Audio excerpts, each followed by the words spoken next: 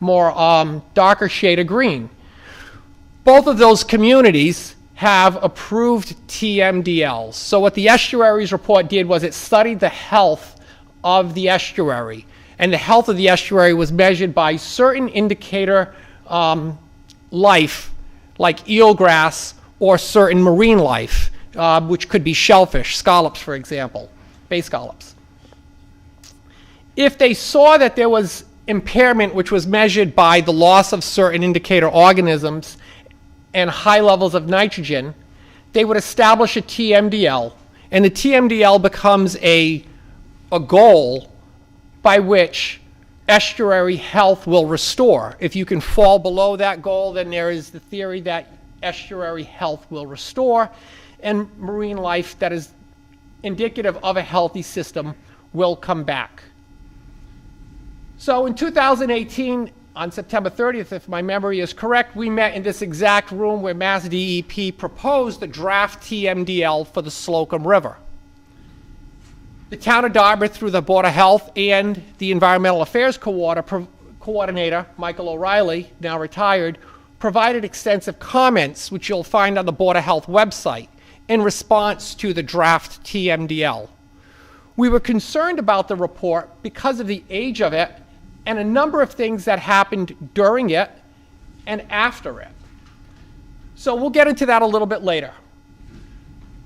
So, long story short, Dartmouth and Westport both have impaired estuaries, the Slocum River watershed and the Westport River watershed. Why am I talking about Westport and Dartmouth?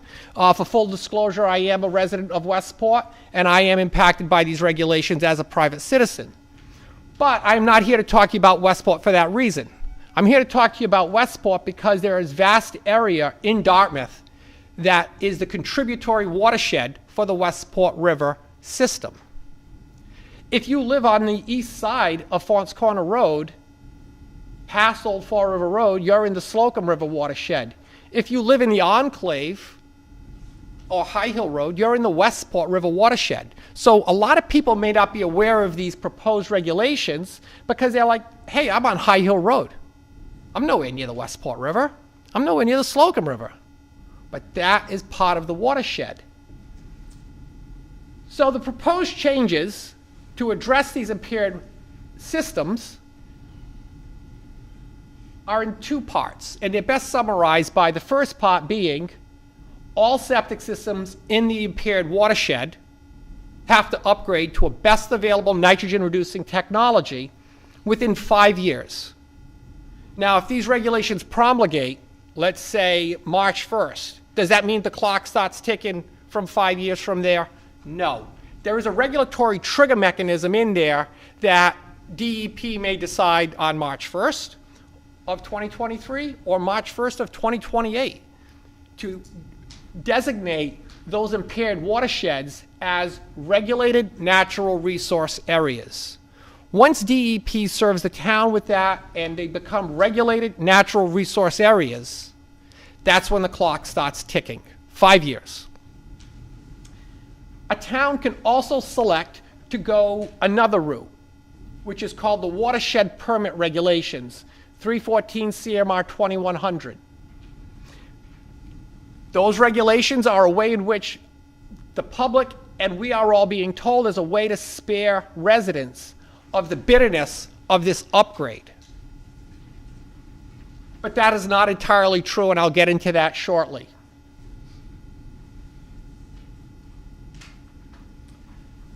Where did these regulations arrive? How come we're just hearing about them now?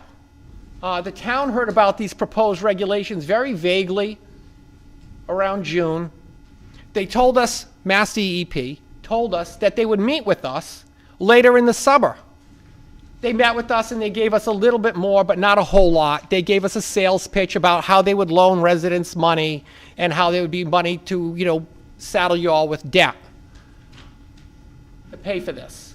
And they explained a little bit more about the watershed permit process as a way to spare residents. But there's a lot of complexities to that, and we'll talk about that in a minute. But how did we arrive at all of these proposals? And what they told us was the NSA subcommittee. And what is the NSA subcommittee? It is the Nitrogen Sensitive Area Subcommittee.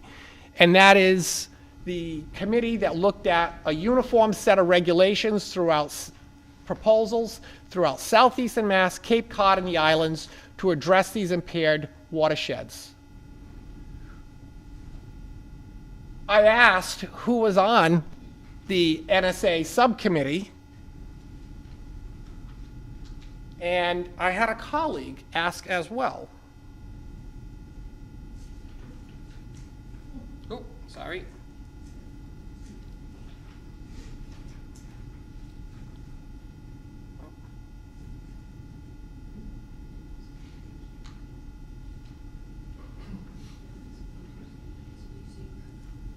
I'm sorry, but you really need to hear this, so I'm going to have to get them because we're not getting an audio.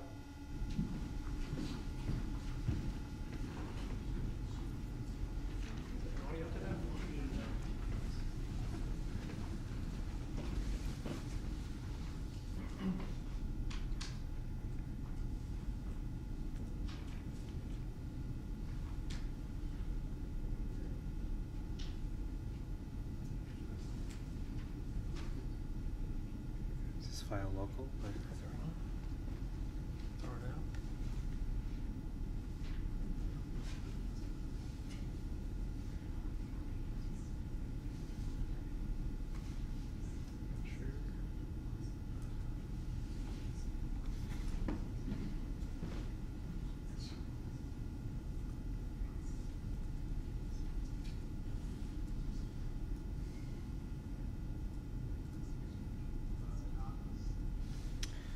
sure if you're going to be able to hear. Where can we find the list of people and organizations? Might have to just give a synopsis. I'm not sure. Yeah, if it's okay. gonna. The lower right-hand corner of the PowerPoint. Exactly. Volume. There and then Right there. yeah. That one's up next. Yeah, One on the and bottom. go at the bottom there again. All right, now moving on over. There you go. Thank you. Anonymous asks, where can we find the list of people and organizations who are on the stakeholder committee you mentioned, including the NSA? So you would submit a public info request through our website and request that information, and then we would provide you with that information. So I know that was hard to hear. So that was part of a Mass DEP informational session to the public back in November. And someone asked, how do we find out who was on the NSA subcommittee? And they said, submit a public records request. Yeah, submit a public records request.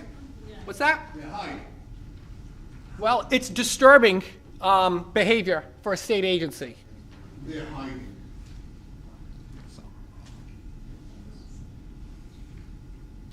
So the town of Dartmouth actually, before that public meeting in November, I submitted a records request on August 30th of 2022 to Mass DEP asking who was on this NSA subcommittee and how did you go about forming it? Those records were due under Governor Baker's transparency law under his current administration that should have provided us with records on October 11th, 2022, finally submitted records to the health department on December 7th, 2022. I had to file 2 appeals with the Secretary of State to pry about 30 emails from them. They didn't want to produce it. That sort of behavior is indicative. They didn't want to produce the information. It wasn't this voluminous records request that required hundreds of hours of production time. They did everything possible not to give it to us. And what was the first thing that I found that was really intriguing, and the lighting in here may make that a little bit difficult to read, but that email states, and it's from Mary Beth Chubb, who was just speaking in the prior slide, I need a new contact for the Mass Municipal Association if we think we want their participation. So they weren't even sure whether they wanted municipalities to participate through the MMA, which is the organization of Massachusetts that represents municipalities throughout the Commonwealth.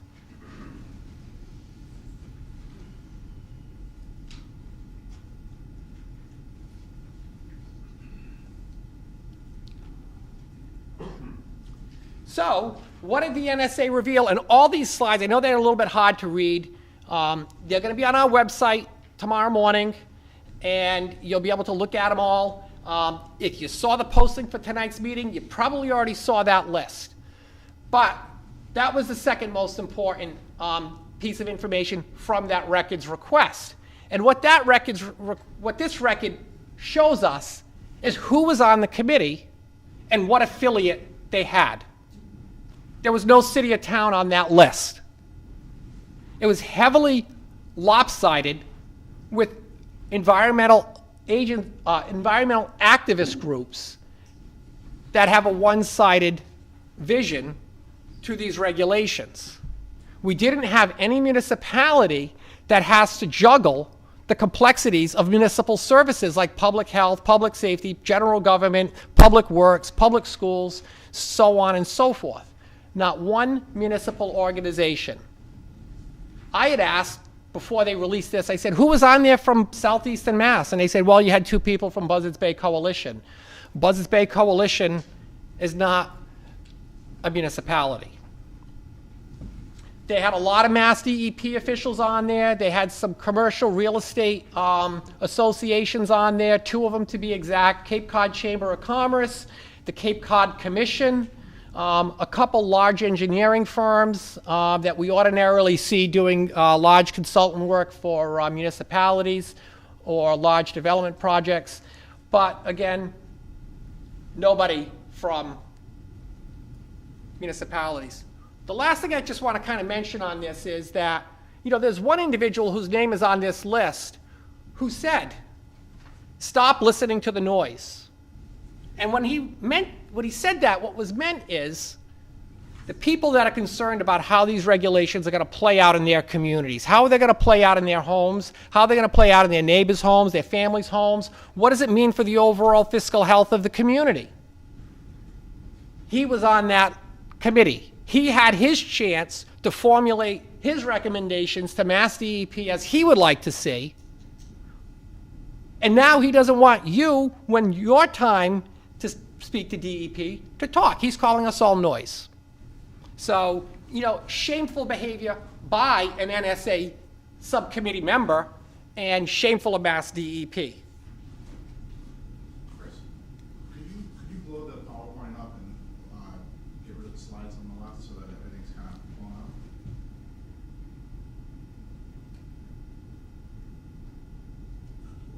If you hit that little icon right to the left there, Yep. just the PowerPoint. How's that? If you go, that helps. If you go to the left, it'll get rid of the slides. Yeah. There you go. Oh, go to left. Right there, perfect. Sorry about that, just will help Yeah. folks in the back. No, you dropped it. Okay, all right.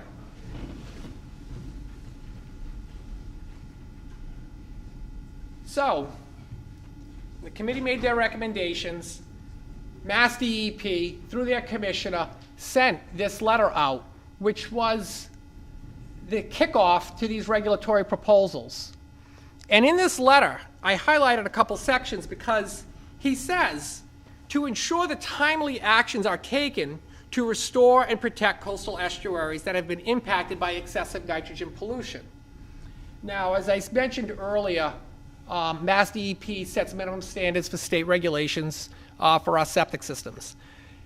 Those regulations that are good at protecting public health, conventional septic systems, being septic tanks and drain fields, are not adequate at removing nitrogen.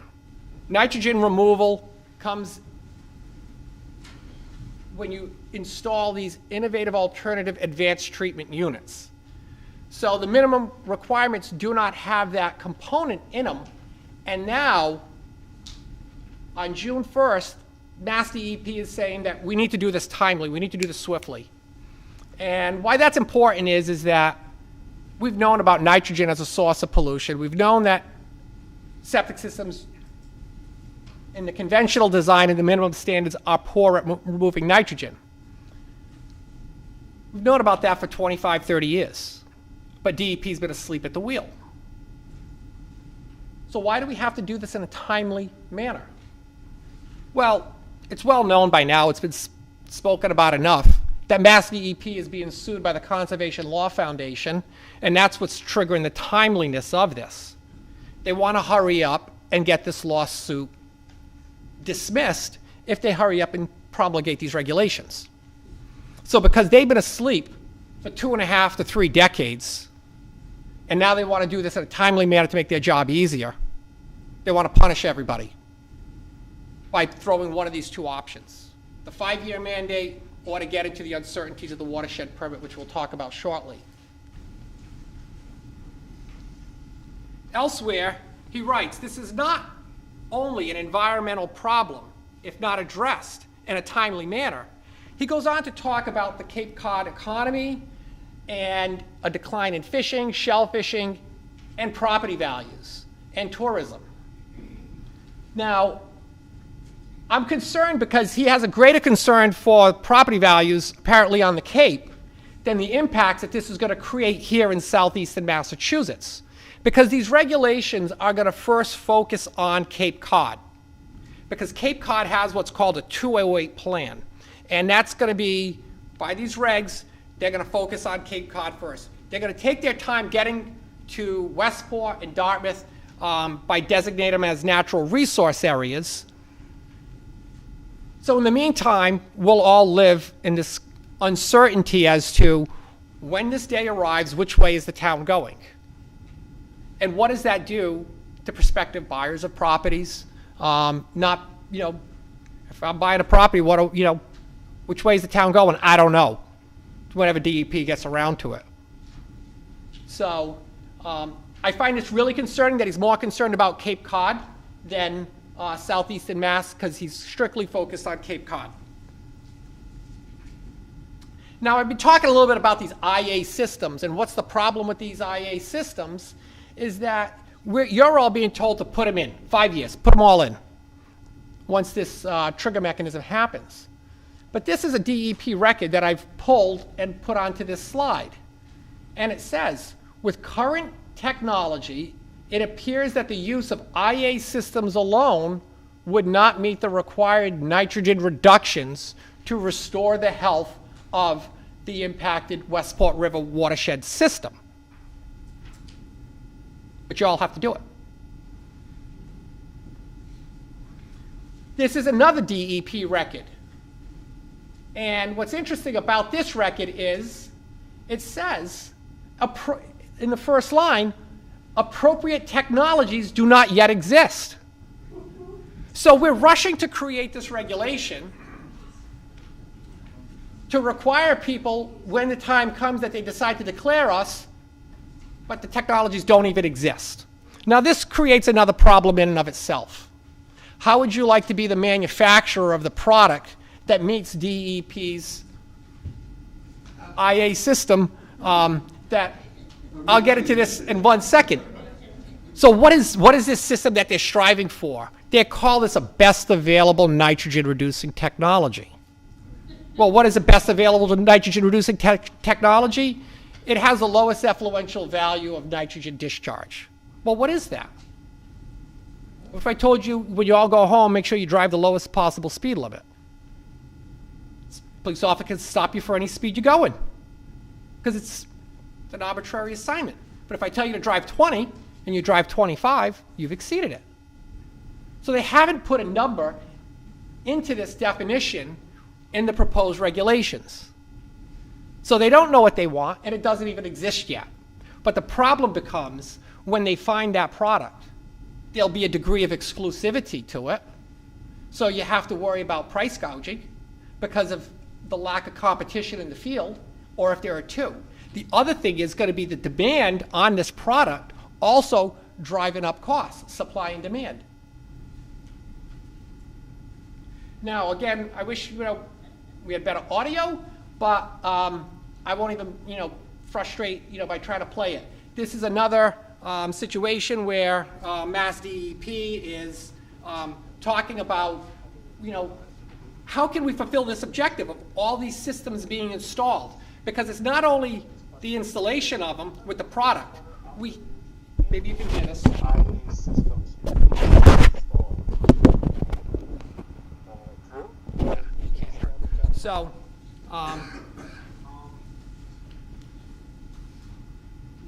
we have to first start with designers, septic system designers. Well, we know there's not enough of them. We know that we need to have enough installers. We know there's not enough of them to fulfill this demand. Falmouth is talking about 15,000 homes. We got 2,000 here in Dartmouth. Not enough designers, not enough installers, we don't have products yet. And then once they're all in and installed, we need people to operate them. So all the septic systems that largely you may have, they're self-maintaining, except every 3 years you pump them. If you have a pump system to lift the effluent up to the leaching field, then you may have to have that replaced occasionally. These systems require grade 2 wastewater treatment plant operators to maintain them. We don't have enough of those either. And they're aware of that. And they don't know what they're going to do yet. So again, unfortunately, the audio is not working. Really disappointed because it's great when you hear it from DEP and not me. You're probably all sick of listening to me by now. This is Mary Beth Chubb, who is the section chief, who is overseeing these proposed regulatory changes at Mass DEP. And in this slide here, she talks in the first informational session that they had to the public.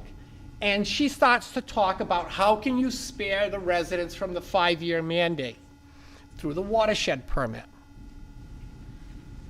So exemption from enhanced treatment requirements, which are those IAs that we previously looked at that said they won't solve the problem and they don't exist yet. So she's saying that we can get an exemption from that if the communities obtain a watershed permit that covers an area and we holistically manage nitrogen. So rather than going after just septic systems, we're going to go after the whole of it. The complexities of the watershed permit process are, it's been told to us by Mass DEP that it requires an intermunicipal agreement. The Westport River watershed is shared by Westport, Dartmouth, Fall River, and parts of Freetown. So if Mass DEP stays to this all approach, all these communities have to agree on managing it this way. They drop into the west branch of the watershed, which adds a layer of complexity because you can't regulate Rhode Island with Massachusetts regulations or law. But it's still the same thing. Exactly. So the watershed permit requires a holistic approach to managing nitrogen, and you could go after everything and spare the residents. So how are you going to go after everything? Through sewering,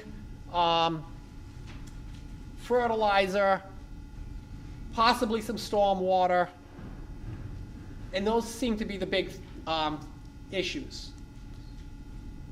There is somewhat of a watershed permit that already exists in Massachusetts. It's the Pleasant Bay watershed, and that's out in mostly in Chatham, but shared by Harwich and another community. That permit is heavily relied upon sewering in a densely populated area of Cape Cod. The hard part for sewering Dartmouth is that, you know, we have a plant. It's got a certain capacity to it. We have existing infrastructure that has certain capacity to it. And I'm not here to be the spokesperson for the DPW, but based on our master plan for sewer, I don't see any extensions going to the areas that are impacted by these regulations without significant expenses that would probably far exceed the cost of septic systems. These watershed permits have a 20-year life, and they expect a 75% reduction in nitrogen over the life of the permit. And in a few slides, I'll show you some of the problems with that. But if you can't achieve it, and you're not achieving it, because we have to provide documentation throughout the permit of testing, that can result in enforcement or permit modification. So if we can't sewer, what is the next low-hanging fruit? In the eyes of DEP, going after septic systems. And we're going to have to do it aggressively to get to the 75%. And if during that 20 years, if we can't get at it as we intended, we could face permit modification where Mass DEP says, well, you got to do more. So essentially what the DEP is telling us is that you go option one, you cut off your hand. Option two, you can do it this way. DEP's not telling you to replace your systems in 5 years. Now the town gets to tell some of you who gets to replace and who doesn't. Because if you can't sewer out your town, where else are you going to get your nitrogen removal from? And I'll get into that in a second. So that's a pie chart taken from the Slocum River systems that shows where the scientists came up with the sources of nitrogen in the Slocum River's system. And 43% is in the wetlands. It's natural. We can't control that. So almost half of it is untouchable. And the other half they call controllable nitrogen, but not by a municipality. There are statutes that protect certain industries in Massachusetts so that agriculture, for example, is not controllable. However, the legislator created an act that required the Mass Department of Agricultural Resources to promulgate regulations relative to the application of fertilizer throughout Massachusetts. Those regulations took effect on June 5th of 2015 on non-agricultural lands, and they also implemented on December 5th, 2015 on agricultural lands. I did a records request on MDR back in July because I wanted to see how successful these 7-year-old regulations were at controlling fertilizer, both on ag lands and non-ag lands, and what enforcement has resulted. And what's interesting here is that this employee from Mass Department of Agricultural Resources states the act from the legislature did not create any positions necessary for the enforcement or oversight of those regulations. So it's a feel-good regulation. So we're being pushed into this watershed permit, being told that we can do all these things, and the Pleasant Bay watershed permit that already exists targets fertilizer, but the reality is even the Commonwealth can't address fertilizer, and we can only address fertilizer on the residential side. Normal agricultural practices are untouchable in Massachusetts by municipalities. That doesn't make any sense. They want a 75% reduction, but you can only address 14%. Well, 75% of the reduction of the concentrations of the nitrogen so yeah. But you can only deal with 14%. We're trying to deal, yes, exactly. So Yeah. how are you going to get a 75% reduction when you're only dealing with 14%? Right. So that's why they're trying to say, well, the watershed permit is the better way to go. But the watershed permit, unless you have the ability to do vast sewering, seems to be a trap that you may not ever get out of. And then you're in the enforcement jaws of Mass DEP, and they don't care about the financial health of the community. They're saying, you got to comply. And that's a binding document. And once you get into enforcement, you can't get out of it. You can't say, well, I decided we don't want to be in this permit anymore. Mass DEP decides. So here in Dartmouth, I might seem like I'm a little bit aggravated at times at this whole proposal because to me this is the perfect storm. This is not just septic. This is a disingenuous agency of the Commonwealth because we've been talking to this agency about the unintended consequences of the organics waste diversion in 2012, where they said all these organics, instead of them being disposed of in landfills, now have to go to compost sites, deregulated sites. This picture on the right is a picture taken from a pond alongside of one of Mass DEP's permitted composting facilities. It's green and rich with algae. If you attended the informational meeting that we had a few weeks ago, I provided you with the concentrations of the nitrogen in that pond, as well as leachate pools. And it was much higher than your septic systems. Much higher. So in 2018, when we met here with DEP, and we also responded in writing, Mass DEP's response to us was Mass DEP acknowledges the increase in the number of composting facilities in the town and the increase in the volume of waste of these facilities since the change in 2012. Now, you want to know how much waste is coming in? About 40% of the volume of the regional landfill that we have called Crapo Hill. We assessed it in 1 year, and we had 40% of the volume coming in to our largely deregulated sites. Crapo Hill has engineering protection, third-party oversight, monitoring wells. These sites, you fill out a piece of paper. You could all go home tonight. You can fill out the form online. You could all be general permit composters. So they also wrote in the middle, apparent violations at composting facilities regulated by Mass DEP should be reported to Mass DEP regional office. Anyone here report any violations to Mass DEP? What was the result? Nothing. A lot of baloney. So Mass DEP has had a hand in the pocket of pollution in our watershed, but they don't want to do anything about it. In fact, they're continuing to promote pollution because they just lowered the threshold for the generators. So up until this November, if you produce 2,000 pounds per week of organics, you had to send those organics to either anaerobic digestion, which largely doesn't exist around here because it's too expensive, or to a composting facility, food donation, or feeding a confined feeding operation for animals. Most of it goes to composting, some of it goes to confined feeding operations. What we know is that 40% volume that I referenced earlier is all coming from outside of the watershed. This is not Dartmouth generated organics. These are organics coming from Plymouth County, elsewhere in Bristol County. What might be coming into these sites from within Dartmouth is immeasurable. So in November, they lowered it to 1,000 pounds. So more waste will be generated and now going to these compost sites. Additionally, to promote the collection of these wastes, Mass DEP is offering grants to for-profit businesses between $25,000 and $100,000.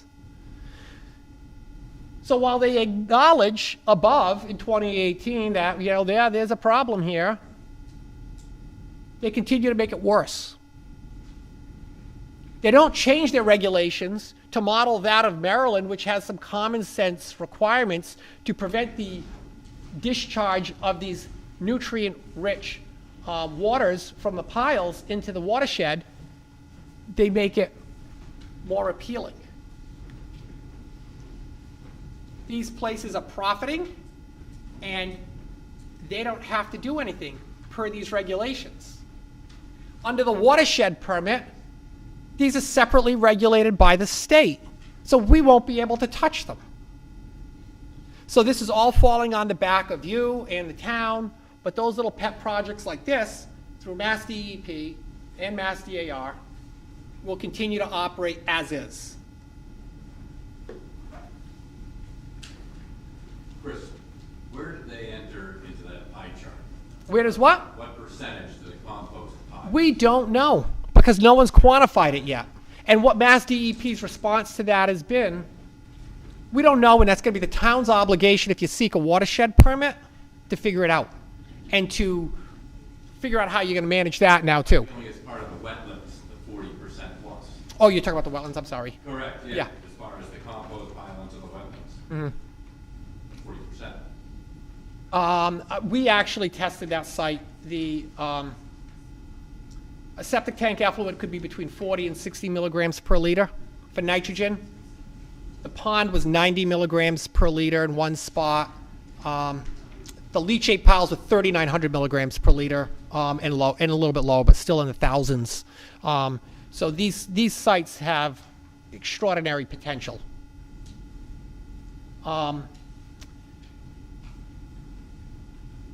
This process is very unusual. I've been talking about it for a while. I heard somebody say recently that was supporting these regulations, blame the towns for putting you all in this situation where you're fearful of this 5-year mandate because they could be doing more. Well, in Mr. O'Reilly's letter back in 2018, he itemized everything that Dartmouth had done over the prior 25 years or more. It was everything that they expect us to do in the watershed permit. We did extensive amounts of sewering. We had unprecedented land preservation. We had zoning changes. We went from 1 acre to 2 acre zoning. That's why I got hired in '95, was that rush from that zoning change. We had some of the first stormwater regulations. We limited impervious area around lots. We require roof recharge. We've done just about everything we can do to manage nitrogen, short of having done a local regulation, like some of our other communities elsewhere in southeastern Mass and the islands, and Cape Cod, to require you to have done IA systems earlier when you built or repaired. I'm glad we didn't. And I'm glad we didn't because if you'd put those IA systems in and spent that extra money, they wouldn't comply. So those communities that tried to do a good thing got blindsided by DEP. So the process to create these regulations with a lopsided committee and then to ram this down our throats so quickly, absent all of the municipal input that should have been part of this, is a little bit aggravating. We've got some very unique situations here in Southeast Mass. We are being lumped in with Cape Cod. And I've been to all of the public hearings, listened to people speak on both sides. And one of the things I've learned is that everybody wants a better environment. The disagreement here is, how do we get there? The people that lopsided the committee want to get there yesterday. They don't want to delay. And they want DEP to believe that you're noise and you're not relevant. And that's wrong. So, what can you do? Well, we didn't get a victory when the state extended the deadline from this Friday to January 30th. Sorry, there is a typo in there. Nope, there isn't. I'm sorry. To January 30th, 2023 at 5 p.m. Because if we all get complacent over the holidays and we kind of forget about this and get tired of listening to this, DEP has said they want to pass these regs. I could bore you to death with slides and records. I've got a record of DEP that said their schedule was to pass these regs in the next few months. So it sounds like it was a done deal. This whole process was just a check mark. They're getting blindsided right now by the outcry from people. And it's not people that say, oh, we want a dirtier environment. They're saying this is going to impact me. So, I encourage you. There are public hearings that are proposed on the 24th and the 25th. They're virtual by Zoom. If you feel uncomfortable with participating in that style, you can submit comments by June 30th, 2023 at 5 p.m. You have to put in Title V watershed in the subject line and send it to dep.talks@mass.gov. Our representative here in Dartmouth, Representative Markey, has said that he likes to hear these comments that you all are making. I know that the representative and our Senator Montigny wrote a very powerful letter to Mass DEP. And they're listening to you. Because I know that one of the comments that was made to them, they quoted exactly. So, you know, Rep. Markey has said he wants to hear from you. If you want to include me when you send it to dep.talks, you know, you can put me on there as well, because I like to read about this too. Everyone has a very unique perspective on this, and the legislators hearing that as well is very important, because while they've weighed in once, they haven't had a chance to hear from all of you. And on our website, we also have the Commissioner of Mass DEP on there and Mary Beth Chubb. They need to hear from you. Question: when they did when they researched the water, did they look for coliform counts, which would have? So this is nitrogen specifically. Well, I know that, but nitrogen coming from septic would have coliform count, and nitrogen coming from fertilizer runoff and stuff would not. So if we were looking at bacteria, there can be a number of influences that's going to drive bacteria that's going to make it difficult, because we know that a system built in 1995 or more recently is going to be good at removing bacteria before it enters the groundwater. And that you can get, you know, bacterial contamination in the surface water from a variety of surface sources. It could be road runoff, yard runoff, wildlife, farms. So it's a little difficult to assign it to septic system. Once the nitrogen enters, it leaves the septic system, it largely travels unattenuated out into the end destination. You know, beyond these estuaries, it'll ultimately be Buzzards Bay. Does the nitrogen break down? Nitrogen sits until it's up, you know, until there's an uptake. So that's why the algae will bloom, and then the algae blooms and will impact the eelgrass, which is the indicator organism, and it smothers the eelgrass, so to speak. So how does my system, so I live off of Highland Avenue. Yes. How does my system impact any of this? How does the little system I have get nitrogen, which in the ground, that's leaching into the ground? How does it get into a waterway? Once it gets into, so that's a great question, because, you know, I mentioned a little bit earlier, you know, the Cape and Southeast Mass are entirely different. Go on Google Earth if you have access to it. Look at Cape Cod. Look at the embayments. They did a great job building out all their embayments. You know, those houses are wedged in there. Everybody's got a dock. Everybody's got an extraordinarily landscaped property. And they all sit atop a sandy glacial deposit. The Cape is largely all sand. You're up on Ohio Road, there's a good chance that you're sitting on some pretty miserable soil that the glacier left behind. So how does the water table respond to those glacial conditions and then ultimately get out into Slocum River? We don't know. Is 20 years enough for the water at your property to get to Slocum? We don't know. So we're being told, as a tax-paying citizen, that we're causing a problem when they don't even know if we're causing a problem. Again, And there's... if we do this, they don't even know if the problem's gonna be solved. There is an old report that occurred when we were undertaking all of the desired, or most of the desired activities that are controllable back in the late 90s and early 2000s. So the results of that, we will not realize until maybe 10, 15, 20 years, which could be occurring now. However, the state threw a monkey wrench into that when it deregulated composting. Is that enough to erase all of the significance of what we did with sewering in Dartmouth? We don't know, because the problem is the data is old. And the way in which DEP has done this and crafted these regulations, the problem is we can't talk about that now, because we fought that fight here on September 30th of 2018, and it was a checkmark approach. You saw some of those comments earlier that they just brushed us aside and said, well, you can figure those problems out later. You can try to get some more certainty to this later. Does the town have legal recourse against the state? That's a question that needs to be asked of the select board and, you know, with town council.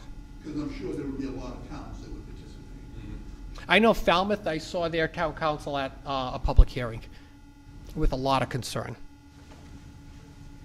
So, no, the deregulation of those composting facilities, that's done by the state. Yes. We have no recourse to that. We can't say, we don't want that. So we're in the, Because they've got it in the watersheds, like all those pictures you put in, thank you for doing that. There's so many pictures of all the horrible looking places that. yep. So we've done some records requests on the state that we are looking at extracting as part of our response to these proposed regulations. And I haven't had a chance to write about this aspect yet. But I asked, where are your groundwater discharge permits for your compost sites? None. Have you done any testing? No. So DEP, the left hand doesn't know what the right hand is doing, but you have a law that is Mass General Laws, Chapter 21A, Section 2, Paragraph 10, that the legislator said, DEP, you need to protect the environment, land, the air, the water. And they're not doing it. They're not doing it with composting. Correct. And because they didn't put an earlier environmental standard with septic systems, now they need to act timely because they're getting sued. And they want to make their life easier and punish everybody. And after the punishment, it may not even solve the problem. So they're gonna take, let's say, $60 million of equity out of the good citizens in the town of Dartmouth. For what? Well, they'll say, well, they'll say that the town can spare by going the watershed permit. But again, we don't have. Can't solve the problem with that.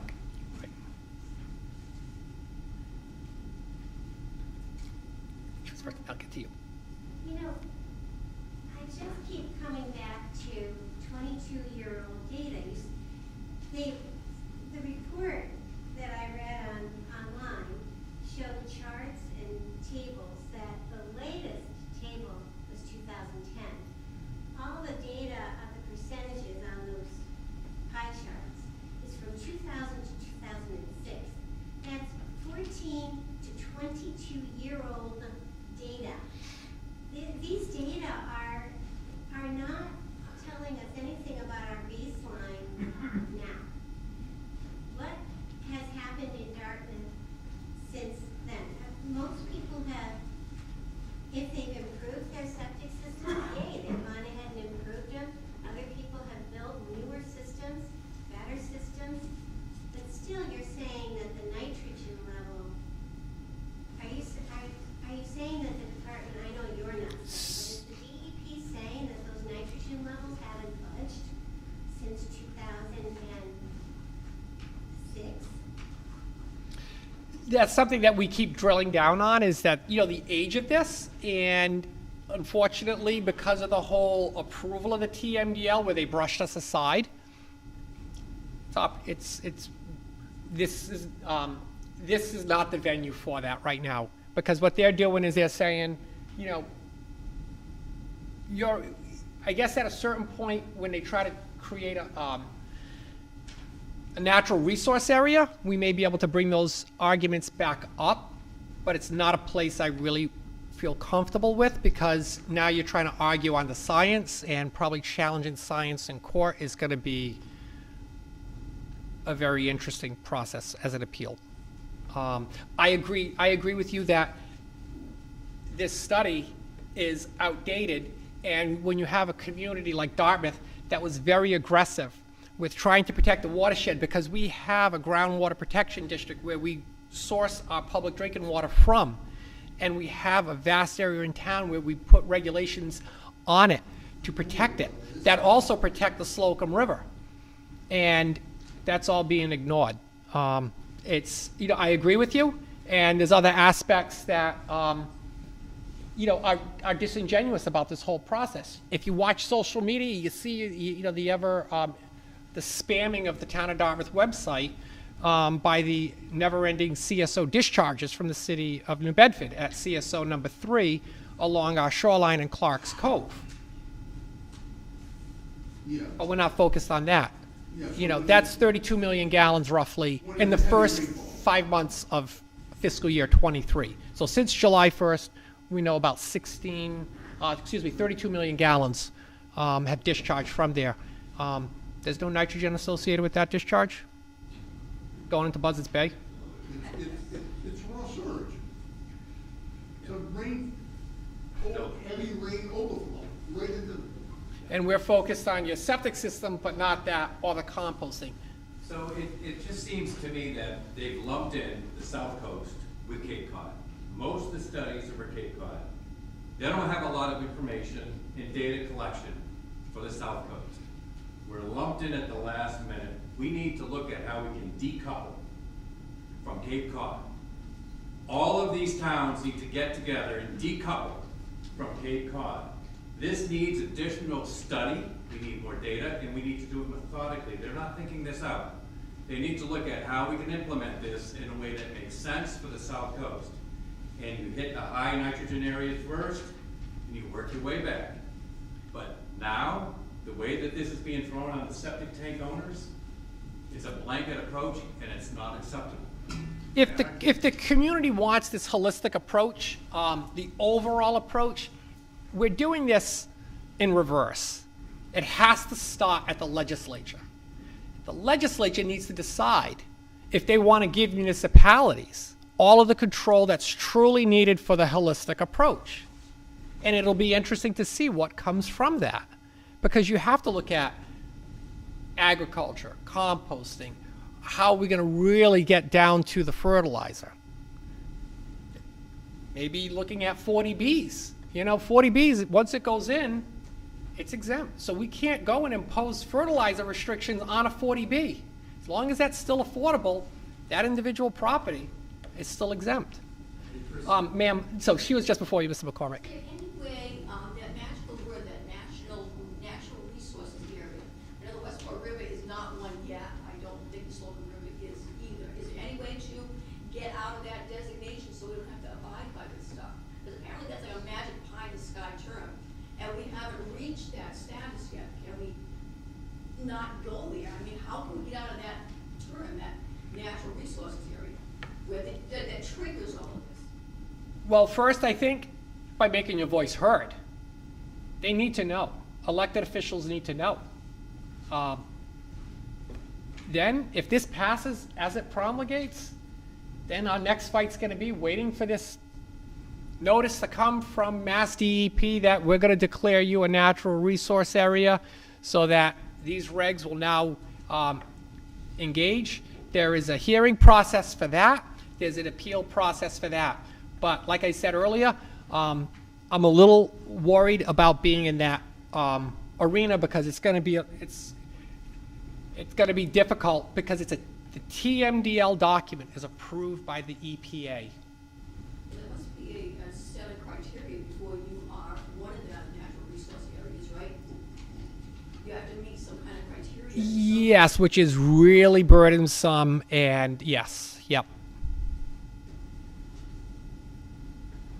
Mr. McCormick was next. So, just the gentleman up front here, there was a study, right, it's 2012, I did a bunch of research for one of these meetings. It was done by UMass Dartmouth and was fast, and you can go online and find all of these studies. And they did one on Slogan and Little River estuaries, right? And I think the pie chart that you had might have been from that study. But it looks like the same numbers, right? And it does say wastewater, landfill, fertilizer are all regulated things that the Mass DEP can play with, right? And that's why they're targeting it. If you look at the final numbers, they needed to come down by 10%. We have 14% in our septic systems, right? That's a solution. That doesn't need to be the only solution, and that puts all the burden on us. So it's clear that they just took a shot at something they could regulate to fix the problem instead of looking at it holistically, which is what Chris has been talking about all along. So I don't think we'll ever get out of the watershed area.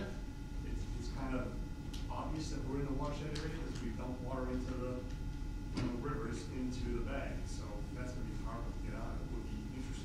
One problem with these proposed regulations that nobody is really catching on to, they're reactive. So we don't engage these regulations if they pass. They don't trigger until there's a problem.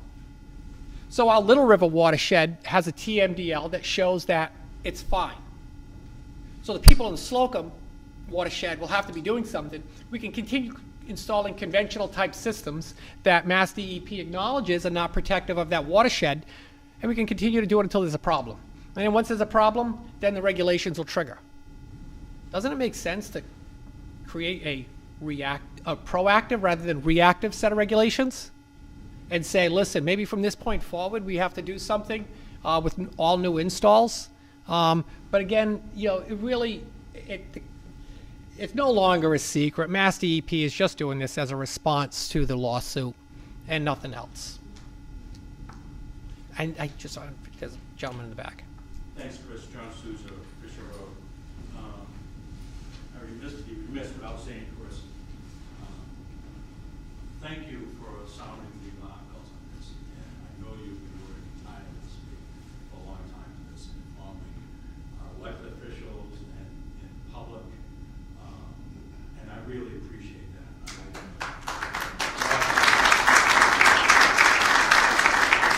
For all your hard work as a Dartmouth observer. And also, you know, a few other comments. Hearing your presentation, I heard one you came before me on the finance committee. Not quite as in-depth as this, and I'm ashamed to say this is my first meeting. I try to get to others. But anyway, the facts I heard tonight, if they are true, and I have no doubt that they are true, quite disturbing that our legislators, or the DEP, is trying to enforce these regulations on us.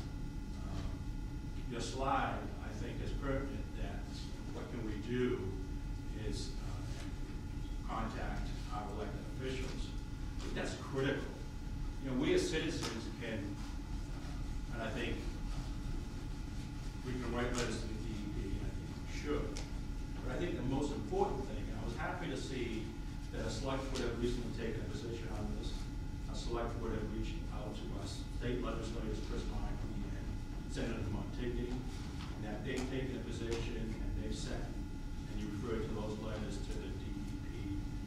But I'm not sure if our elected officials, our select board, has asked our legislators to lobby the other legislators in this state. DEP, in my opinion, is not going to listen to two legislators. DEP, if they get comments from 50% or more than 50% of our legislators, that if they make these regulations, it's suicide. So we need to be asking our legislators to lobby the legislators that they work alongside with to do the same and stop this foolishness. And for the DEP to, if they think this is a real problem, and I think we're all in favor of reducing pollution, that there's probably a better way to do this. I hate to admit it, I'm a senior citizen now. I'm retired and I'm on a fixed income. I have two properties that are in this watershed. I'm hearing figures of $10,000 to $35,000 a system.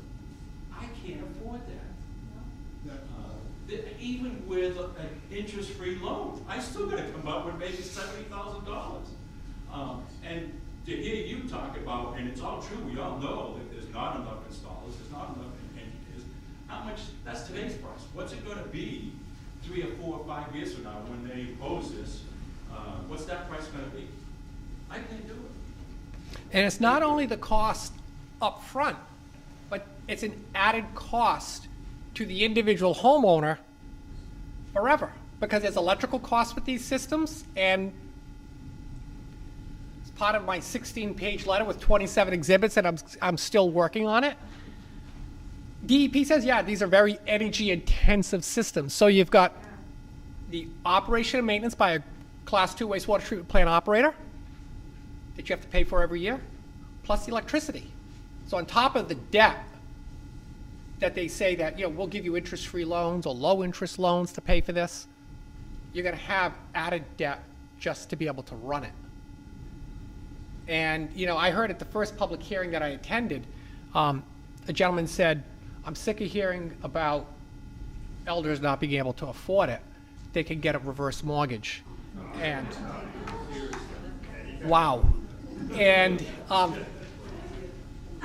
I worry about what this is going to do to the public health, because our elders can't afford the debt. Our working households can't afford the debt. Our marginalized households can't afford the debt. Even if it's interest-free, we're going to be looking at decisions between paying that debt or heating your home for hot water or food, high deductible insurance. Those are all impacts on the overall health of the people of Dartmouth. There's a gentleman in the back. I'm sorry. I'll get. Chris, how about a class action suit so they can come up with a better decision, a better way to do this? Again, that, I'm here to provide, some technical side of all of this. Any concerns with liability and whatnot that has to get addressed through the select board, the executive board of a city or town. So that, the select board is discussing this on Monday night at their open meeting. And I do also have to apologize a little bit. This is my third session, and I've been writing about this, so I'm a little bit more interrupted than I was in the first and the second, so my reruns get a little less stellar. So apologies. There was someone, ma'am, I'll work my way to the front. The only other concern I have is the idea that this may not even solve the issue, that you can't afford it either when retired.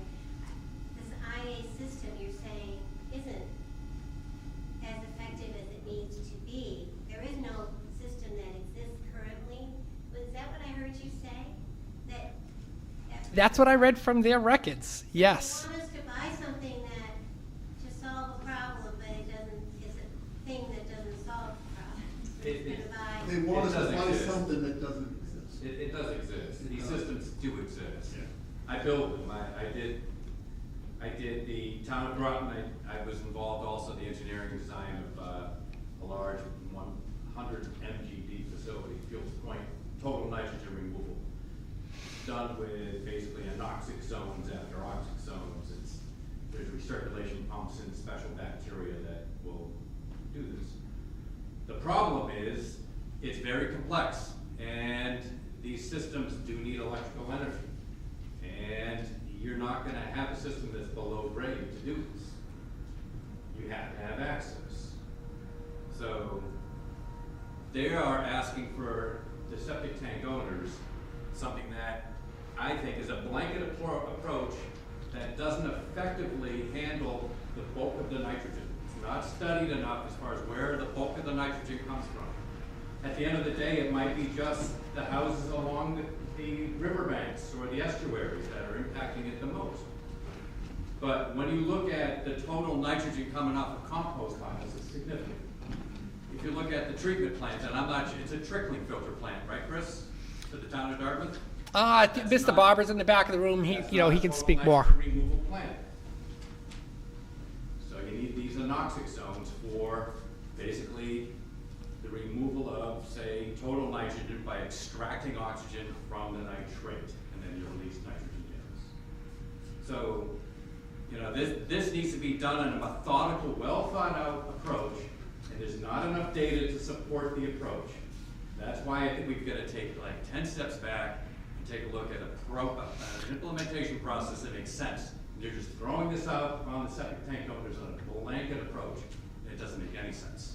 And just to kind of go back to, what this gentleman was saying about, maybe these systems exist, but they don't exist in Massachusetts in the regulator's mindset. Because in that second line, I just kind of backed up a couple slides. It says, Mass has this rigorous process, and it takes 4.5 to 5 years. So in 2018, soon to be 5 years ago, Mass DEP was in this room. They submitted their draft TMDL. They knew that, they were just going to, just check mark this into an approved document, which would then designate it as impaired. why weren't they aggressively looking at that time for these systems, and to make sure that there were enough of these system approvals to meet whatever this standard is that Mass DEP wants, that they haven't put a number on. And then in the regs, when you read these proposed regs, they kind of have it as a moving finish line. So if they find out that something else does better, they're going to move it a little bit lower and lower and lower and lower. And that becomes a problem, because if you create local regulations, then could we be subject to some of the problems that are impacting, like West Tisbury, for example, where they actually create a local reg saying you have to put in an IA system that has a certain removal concentration, that it gets the nitrogen down to a certain level.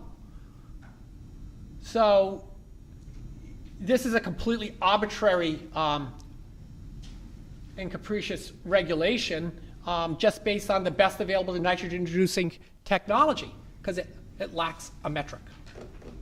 And because you can't implement these regs, because Mass hasn't approved any of these systems yet, and there aren't enough people to maintain and operate them, further points to arbitrary and capricious regulations on the first aspect of them, which is not something you want to hear when you're a regulator. Sir. Question. These regulations were based on a study done by somebody? These regulations trigger as a result of a study done by CMAS. Was the study peer reviewed? It was reviewed by Mass DEP, and then it went to the public hearing. After the public hearing, it went to the EPA for approval. So it wasn't peer reviewed by another professional organization? I am unaware of Accuracy of the I am unaware of any third-party scientific peer reviewer. They weren't cherry-picking the data to get to a foregone conclusion. Yeah, I'm not aware of any in the process. So You should go on the website and look at them. You can see them all. It does say on the Mass DEP that there's 3 experimental systems that are approved, and it's worth going on the website and taking a look at the pictures when you click on the companies. These are big tanks that are going to be in your yard. Big tanks. Above ground. So they would take a look. there was someone in the back. Someone in the back had a question? No? Chris, is your slide deck going to be on the town website? It will. So sorry, it's a little blurry due to the light and all, maybe also the projector, but absolutely we will upload this tomorrow. And our earlier presentations are available as well on DCTV, our website, and again, trying to do the same thing a third time, but keeping it a little bit different, a little bit more awkward for me, so apologies. One general comment. By the way, I live in Jenny Lynn Way, up off of Highland Avenue. I've talked to a bunch of my neighbors. All of them thought that none of this mattered because it was only when you sold your house. I'm telling you, it's been a huge disinformation. How many townspeople, go talk to people, how many people realize that this is going to impact them immediately, right out of your pocket? Very few. Not when you sell your house.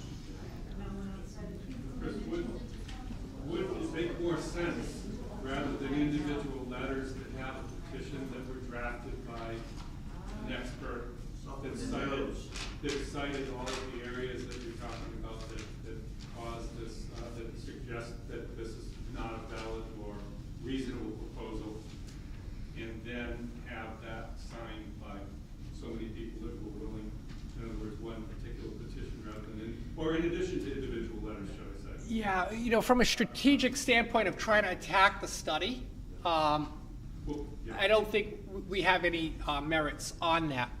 From where we are, we're in a public hearing process, and we have to attack these regulations on their merits.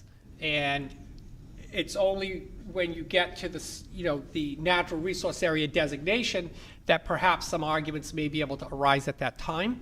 And those arguments would, maybe have to rely on some more recent test results or even some observations if there was, by some chance, some restoration that occurred in the nearly 20 years since this study was done.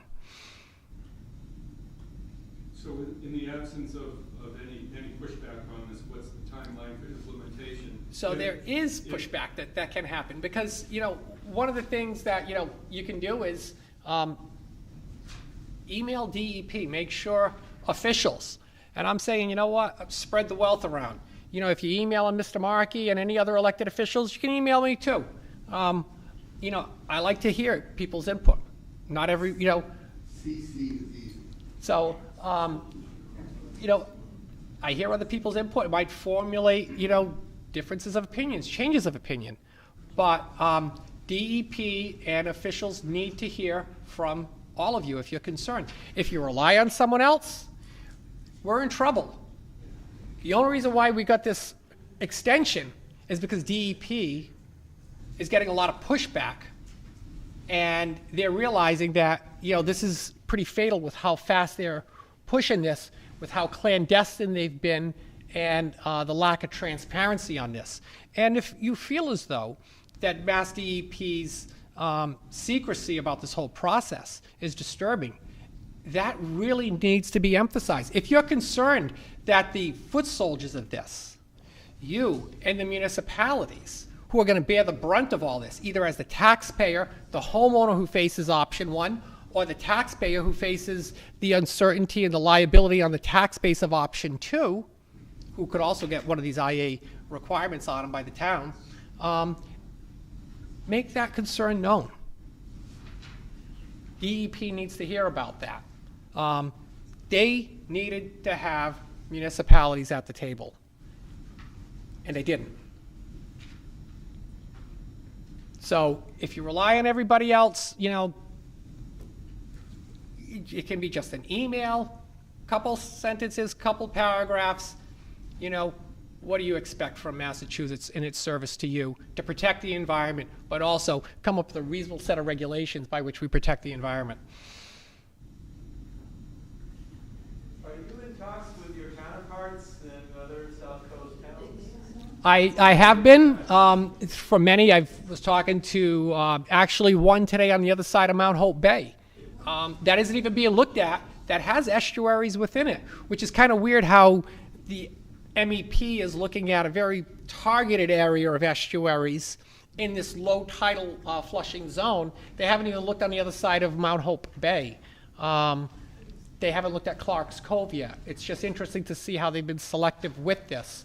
But I have been. I was actually talking to one up in Plymouth County today that's somewhat inland. So we've been talking about this extensively. Sir. Chris, can you speak to any other contaminants that aren't on the current focus of these regulations and where the DEP is not speaking to them yet, or where they may go on it? And then I would remind everybody, Title V is the law of the land in Massachusetts. So again, as Chris just mentioned, it's targeted right now at the South Coast, Cape and the islands, but there's nothing stopping these regulations from being enforced and mandated upon Western Mass communities, Central Mass communities. If you could speak to that, and then if I could just have a minute to come up there just so I can get on the microphone, I'd like to just give some comments. So I think what everybody in the Commonwealth needs to realize is that Mass DEP has been reactive about addressing those constituents, what makes up our wastewater, those ingredients, that conventional septic systems are not good at removing. So if they wait for those other contaminants to become a problem, to then get sued, they're going to be doing that to you out in Western Mass or Central Mass, because guess what? Now you've got a pond with blue-green algae, and they're coming after you next, and they're going to do it quickly. We know that there are other contaminants like phosphorus that is a concern in more inland areas, and that's not even being talked about at this time. So the longer DEP waits, the more reactionary they'll be when the time comes. So, hopefully we can have more accountability to DEP in the future with respects to this aspect of DEP. There are good parts of DEP. This is something that's very concerning. It's very disappointing of their performance here in Dartmouth. But I point to all of the great work that they're doing for our residents in Bliss Corner in that study area.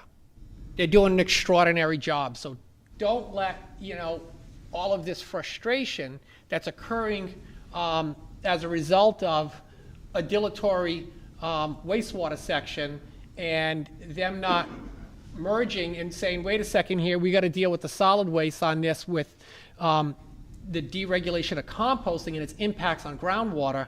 Let's not let that overshadow the great work that's happening in Bliss Corner by John Handrahan and Lori Williamson and the EPA as well. So they, what? If you're sitting back watching us get overtaken by these regulations, I just think to World War II with Poland, you're next, elsewhere in Massachusetts.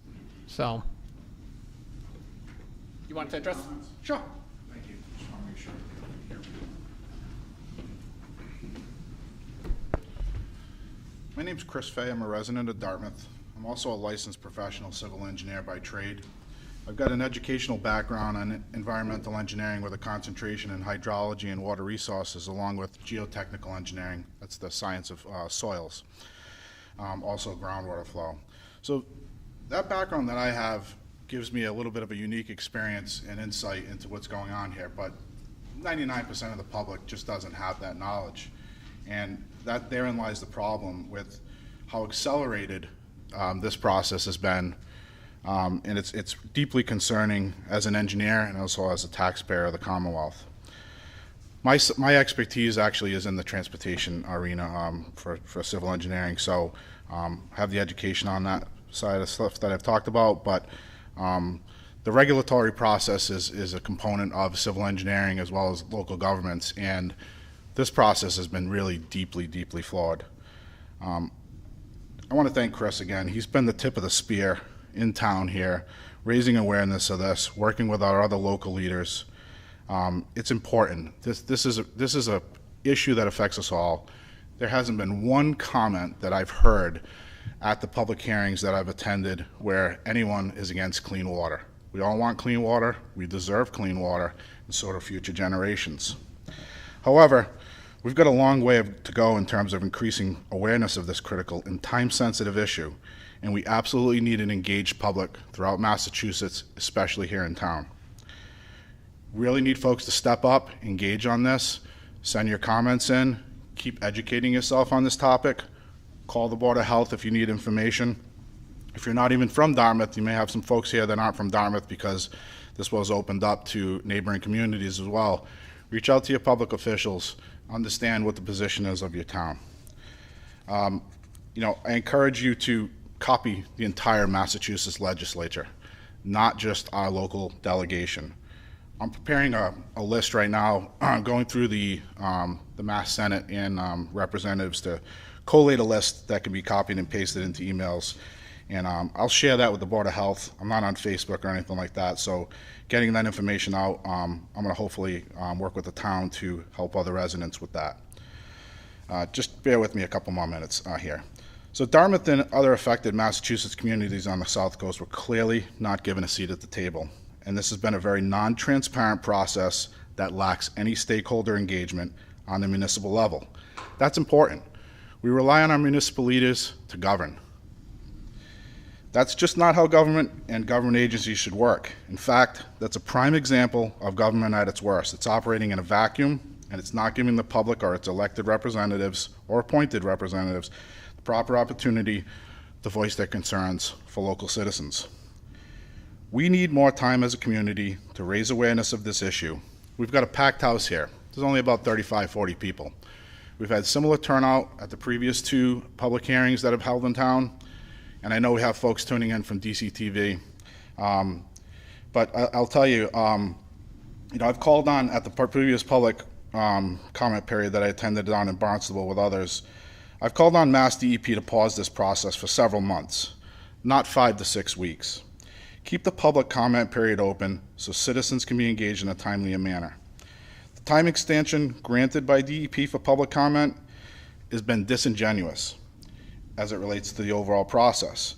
They're simply not acknowledging the shortcomings of this process and how weighted it was towards Cape Cod versus here on the South Coast. There's also no acknowledgement of the lack of stakeholder engagement on the South Coast, and that's pretty evident. So we need more common sense solutions that don't impose significant government mandated debt on the taxpayers. And a regulatory agency should not have the power to impose this level of debt on us like what's at stake here.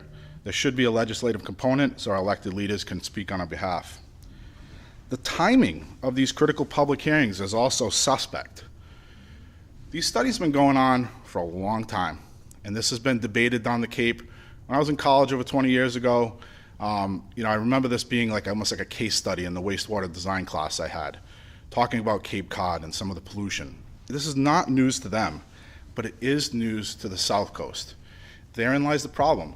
We don't have print newspaper like we did back in the 80s and 90s. You've got a fire hose of information that's coming at you in a digital world, and you've got little nuggets of information. The press has really just started to pick up on this in a good way over the last few weeks, but I've even seen some of the reports that are just inaccurate, where, as one resident said, there was actually a statement that said this is only going to affect residents that are selling their home or perhaps upgrading their system, or if there's a failed system in place. That's just not the case. This is a one-size-fits-all approach where we're all going to get caught in this fight. So, unfortunately, there's widespread financial implications at stake here. I think DEP should have done a major public relations campaign to raise awareness of this, such as a mailer. Snail mail could have worked in a situation like this versus word of mouth. Not a lot of folks go onto town websites, get engaged on that level, and again, the time of year. We had 6 days from the first verbal public comment meeting to the third one. This all happened right after Thanksgiving. Is that coincidental? I don't think so.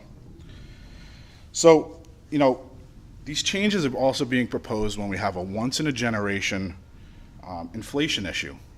People are struggling out there, and that hits people across all income levels. Sharp rise in energy prices, again, as someone said, these systems would have an energy component to them. They'd be mechanical.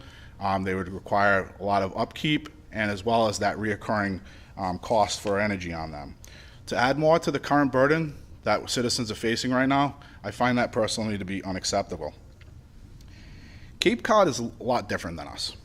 So the Cape experiences a lot of usage from year-round residents, of course, but they also have a seasonal component down there where there's a lot of rental properties. I've been down there with friends, family, where you get a lot of people packing into a house for a weekend or a week. So you have a very disproportionate loading on that septic system down there, and not all of them, but a good chunk of them, than what we do have here on the residential level. So there's also a very different dynamic in terms of the geology that the Cape has, as well as geology and soil conditions. Bob Almy, who chairs our Public Works Board, has given some excellent commentary at the previous public hearings in town. He's 45 years of experience as a geologist. I look forward to talking to him soon on this. He's worked with groundwater issues on the Cape. He's got some experience on the West Coast. He's a subject matter expert, and I think he's going to be a great resource to the town going forward. Soil permeability is something you're going to hear in these discussions.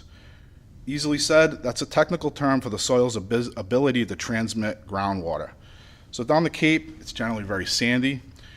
You're surrounded by Cape Cod Bay, Buzzards Bay, Atlantic Ocean. The groundwater is moving very quickly down there compared to the glacial till that we have around these parts. So the question that was raised, how long does that contaminant north of Route 6 take to get to the Slocum? You'd have to really do a very scientific study to determine that. And there's a lot of boxes that haven't been checked when it comes to looking for this data. Our neighbors in Westport right now, have regulations that currently require IA systems in a proactive fashion for new systems, for new construction, or replacement of existing systems that may fail. But this quote-unquote best available technology doesn't define performance characteristics. So again, how much of the contaminant are you looking to remove from your wastewater? I fear for a lot of friends in Westport that may have this system in place, that their investment that's been made proactively as mandated by their town, they may get the bad news that they're really on the hook for future investments. That slide that Chris put up, quote unquote, with current technology, it appears that the use of IA systems alone would not meet the required nitrogen reductions.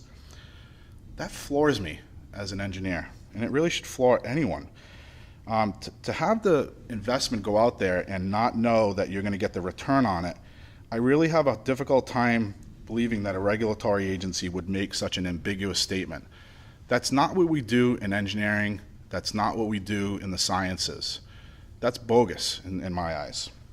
So instead of identifying more common sense solutions that are equitable for all nitrogen contributors, this feels like the citizens of Dartmouth and the South Coast that are on septic are purely a scapegoat for the Conservation Law Foundation lawsuit. There have been ongoing water quality studies that are cited tonight, going back decades. We're dealing with old data. Instead of incrementally tackling this issue by imposing new regulations on new construction and replacement of failed systems, and that's something DEP could have done 20 years ago. We've had several building booms during that time, and they haven't done anything to regulate to that regard and to be a proactive agency. They're purely reactive in this sense. That would have made too much sense, you know? It really just baffles me. So they want to see timely action on nitrogen reduction. However, nitrogen-rich runoff from agricultural, and I love our farmers, I love our farms, we live on the farm coast, it's a special place that we have here. But they have skin in this game. That wastewater that's on site running from surface runoff, that could be treated in an engineered fashion to eliminate that contributor. Same thing for these for-profit composting facilities. This was deregulated with not one care of what the long-term implications is going to be on this. And my understanding is the for-profit composting rolls up under the protections of agriculture. You know, it's the golden cow, quote unquote. And again, I'm not trying to pin this on any one entity, but it's got to be an equitable approach where a whole of government comes together, a community comes together, finds solutions that don't put the burden squarely on the back of septic owners, or, as Chris had mentioned, you know, it's going to create a scenario where, you know, septic owners are going to be like pitchfork and torch at town hall and saying, we've got to go the watershed permit option. Yet it's a holistic way of doing things that doesn't have a guaranteed outcome. So, you know, one of the biggest issues, Chris touched on this, and I'm a fisherman, I'm a conservationist at heart as well. One of the things that really bothered me before this even came on my radar, and I'm a news junkie, and I only heard about this thing a few weeks ago, is the New Bedford CSO issue, combined sewer overflow. Cities like New Bedford, Fall River, Providence have combined pipes underground that take raw sewage from homes, and that mixes with the stormwater that comes when it rains. Your catch basins drain into these pipe networks.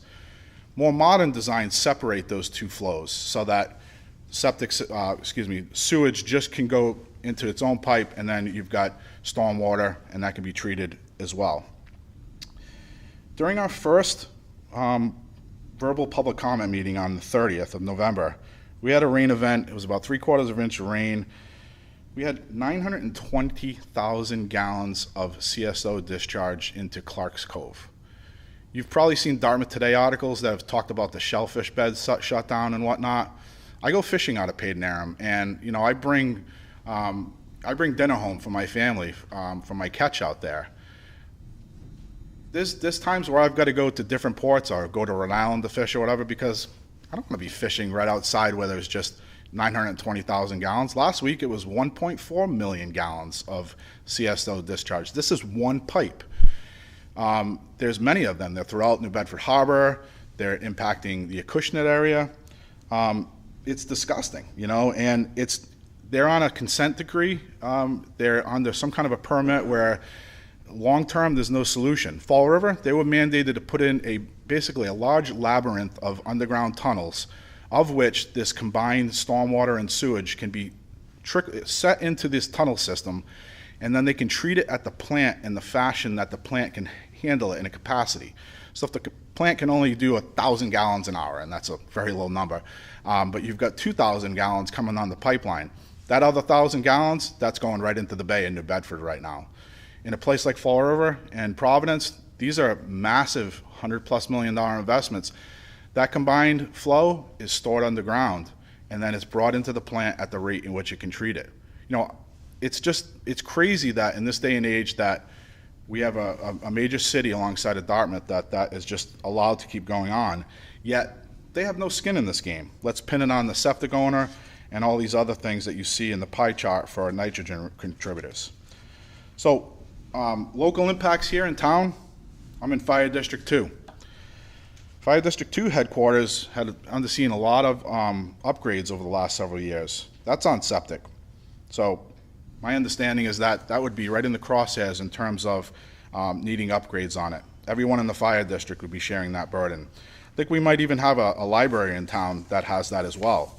So it's a difficult process. It's extremely rushed at the tail end. And this goes beyond a 5-week pause in public comment. We need our elected leaders to get through, as well as the citizen voice, to get through to these stakeholders at the state level, to not just delay this process by 5 weeks. This really needs a pause. If you, as someone said, decouple us from the Cape. The Cape, it appears to be an acute problem, but they've known about it a long time. We don't have well-informed citizens in this area. That's going to take a little bit more time to gain momentum, as well as we need an objective review of this data, and we need to look at it through a different set of lens and try to find other solutions. In conclusion, based on my experience with this whole process, I have lost faith in Mass DEP's ability to function without increased oversight in their wastewater sector. I'm calling on the Mass Legislature to investigate Mass DEP's procedural failures during this important regulatory process and have public hearings where the public can hear testimony from Mass DEP leadership, including the section chief, who should answer for allowing such a flawed process to proceed while being asleep at the helm for over 2 decades, when they've been tasked with being the stewards of clean air, clean land, and clean water. They've known about this issue for a long time, but they failed to complete their mission, and now they're in a reactive posture in response to a lawsuit. They've failed the Commonwealth, and they want you to shoulder the burden for their shortcomings. That's not going to happen in Dartmouth without a fight, but we all need to chip in on this. Thank you very much.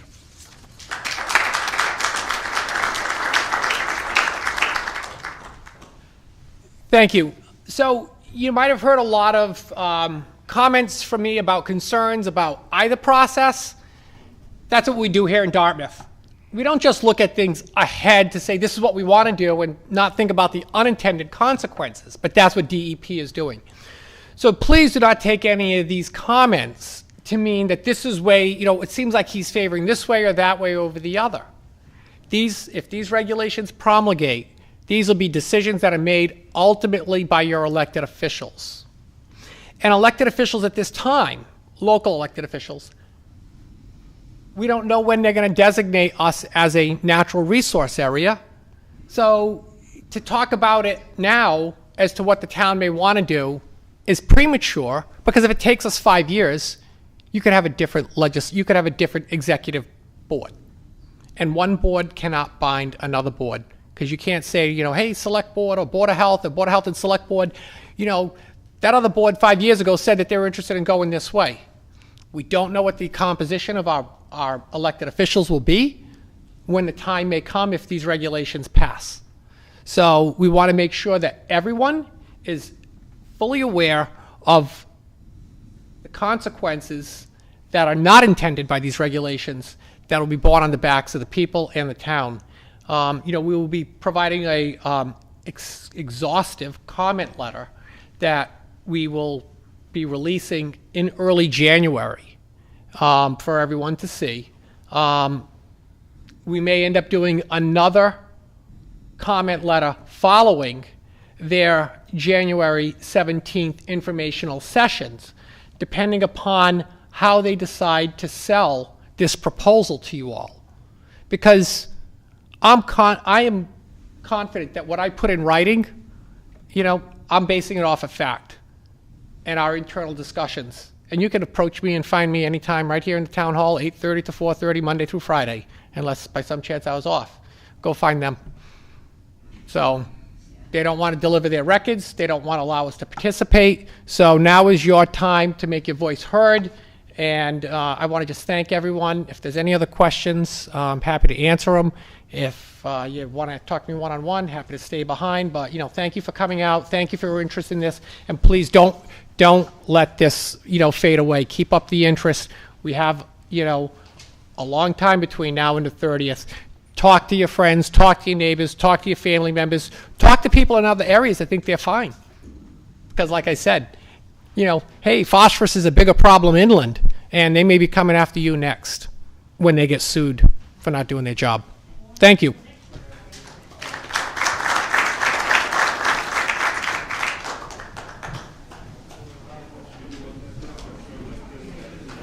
Meet you, Chris. I'm a Westport resident of Sanford Road, and I know where you are. I run right by you all the time, probably. Yeah, Westport.